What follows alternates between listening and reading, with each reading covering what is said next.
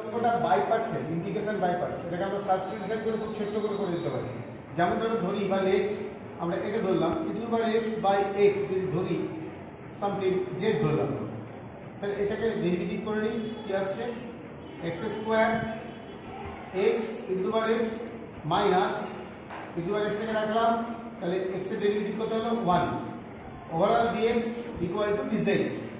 তাহলে এবার তুমি e⁻x টাকে কমন নিয়ে নাও, তাহলে কি থাকছে? x/x², x/x² এখানে কি আসছে? 1/x² dx, যা কিনা আমাদের পুরো রেজাল্টটা চলে আসছে। এটা কেটে দিলে দেখো কি আসছে? 1/e⁻x সমান 1/x মাইনাস 1/x², যা আমাদের অঙ্কটাতে দেওয়া আছে। আমাদের অঙ্কটাতে কি দেওয়া আছে?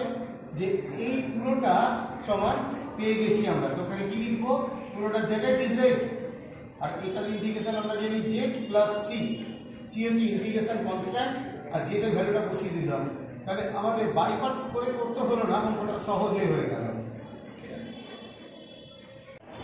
এই অঙ্কটা দেখো আরেকটা ভালো অঙ্ক, মনে রাখবে পরীক্ষাতে দেয়। কি করব? cos x কে কি করব? আমি এই সূত্র ফেললাম 1 - tan² x/2 + 1/tan² x/2।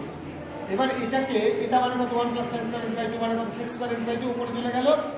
আর এইখানে যদি গুণ করি তাহলে কি আসছে? 5 * sec² x/2 প্লাস এটা গুণ করে ফেললাম। এবার তুমি লক্ষ্য করে দেখো, যেটা আনার নিশ্চয়ই কারণ আছে, tan x সমান ধরবো, তাহলে এটা চলে আসবে। এবার এই sec² x/2 এর জন্য কি লিখবো? 1 + tan² x/2, আমরা জানি সেটা, তাই 5 গুণ করে ফেললাম। এই ক্যালকুলেশনটা কত আসছে দেখো, লক্ষ্য করে 9 হলো, বসালাম, এটা হলো tan² x/2। এই tan x/2টাকে ধরে ফেললাম z, তার ডেরিভেটিভ কত? sec² x/2, আর হাফের ডেরিভেটিভ x/2 এর ডেরিভেটিভ হাফ, সেই দুইটাকে আমি এখানে লিখে ফেললাম। তাহলে এটার জায়গায় কত বসাবো? 2dz। তাহলে এটা যখনই আছে সেখানে 2dz, 2টা বাইরে রাখলাম, 3a², এটা z²। তাহলে সূত্র কি?